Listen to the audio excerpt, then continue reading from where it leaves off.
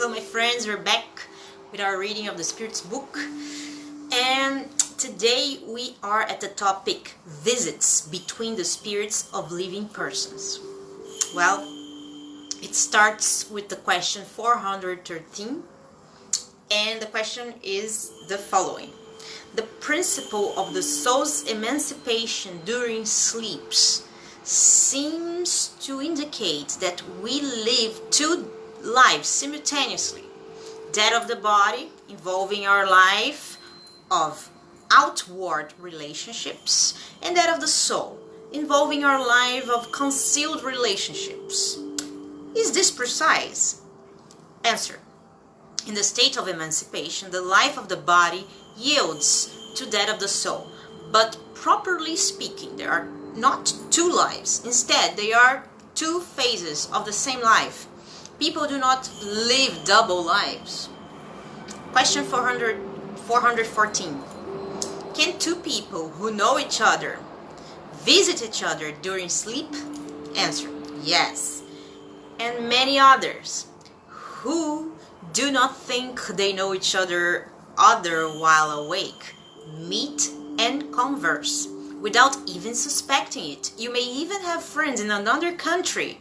The phenomenon during sleep, in which you visit friends, relatives, acquaintances, and individuals who may be useful to you, is so frequent that you experience it almost every night. Question 415. Of what use are these nocturnal visits if we do not remember them? Answer. Ordinarily, upon awakening, an intuition remains that it's almost always the origin of certain ideas which arise spontaneously without your being able to explain them, and which are but the ones grasped during such colloquies. Question 416.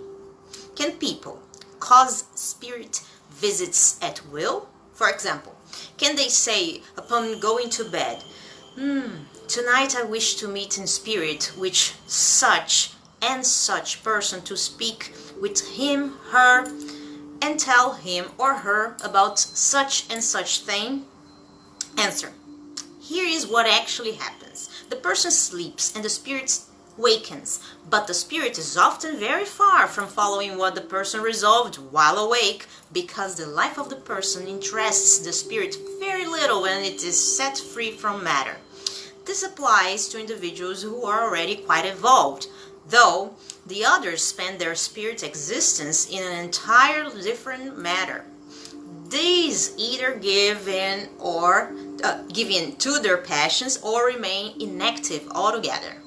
Thus, it may happen that, depending on the reason proposed, the spirit may go visit the desired individual, but the mere desire, while awake, to do so is not its reason for actually doing it. Question 417. Can a certain number of incarnate spirits meet and form a gathering? Answer. Of course, the bonds of friendships, old or new, frequently reunite a number of spirits who feel happy being together. Note from Kardec under this answer. The word old refers to the ties of friendship contracted in previous existences. Upon awakening, we bring back an intuition of the ideas we have acquired during such concealed colloquies, even though their source appears unknown to us. Question 418.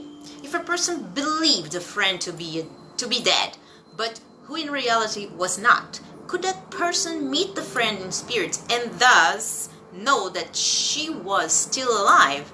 In such a case, could this person have an intuition about it upon awaking? Answer. As a spirit, the individual can certainly see the friend and know how she is. If the belief in her death was not meant as a trial, the person will have a presentiment that she's alive, or that she's in fact dead. Now there's another topic, which is the concealed transmission of thought. And by thought, he makes a small note saying that is mental telepathy. Well, the question concerning that topic is number 419. Why is it that the same idea, a discovery for example, arises at the same time in many places? Answer: we have already stated that during sleep, spirits communicate with each other. Well then, when the body awakens, the spirit remembers what it has learned, and the person thinks he or she has invented it. Thus, many may seem to have discovered the same thing at the same time. When you say that an idea is floating around, you employ a figure of speech that is more precise than you think, without even suspecting it. Everyone has contributed toward developing it. And there is a note under this answer saying, in this way, our spirit itself often unknowingly reveals the object of our waking preoccupations to other spirits. Question 420. Can spirits communicate with each other, with another, when the body is completely awake?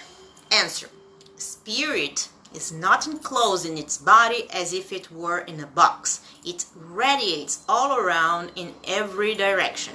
Hence, it can communicate with other spirits even in the waking state, although it does so with more difficulty. Question 421. Why do two perfectly awake persons sometimes have the same thought at exactly the same time? Answer: they are two attuned spirits who communicate with each other and read each other's thoughts even when they are not asleep. Note from Kardec under this answer: when spirits meet, there is sometimes a communication of thought that enables two persons to see and understand each other without the need for verbal language. They may be said to speak the language of spirits. Now there's another topic after this saying: lethargy, catalepsy, apparent death. So there is the question that follows this topic. Question 422. Lethargic and cataleptic individuals generally see and hear what is occurring around them, but they cannot express it. Do they see and hear through the eyes and ears of the body? Answer: no, through the spirit. The spirit is conscious but is unable to communicate.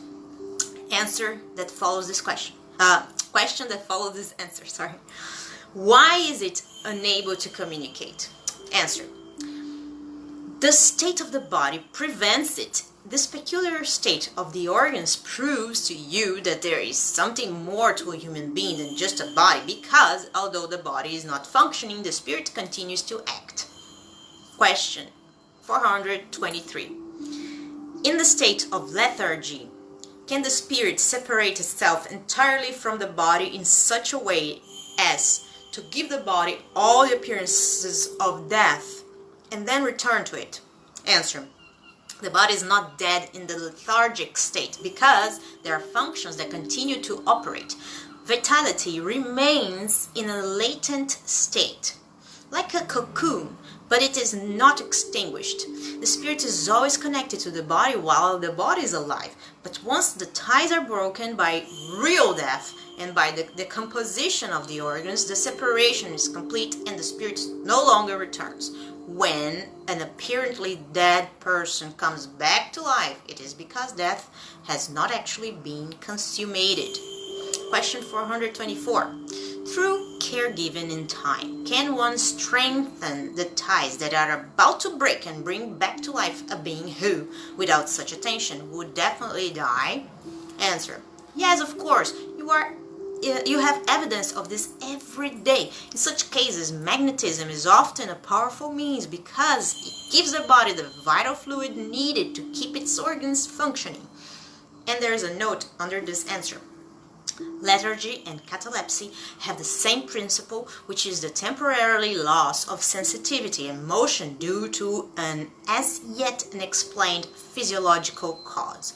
They differ from each other in that, in lethargy, the suspension of the vital forces is generalized and gives the body all the appearances of death, while in catalepsy is localized and can affect a larger or smaller portion of the body so as to leave the intelligence free to express itself, a fact that would not permit it to be confused with death. Lethargy is always natural. Catalepsy is sometimes spontaneous, but it may also be artificially induced and undone by magnetic action. Well guys, this is it for today. I hope you have liked the reading so far. I'll leave you and I wish that God bless you all. Big kiss. Bye bye.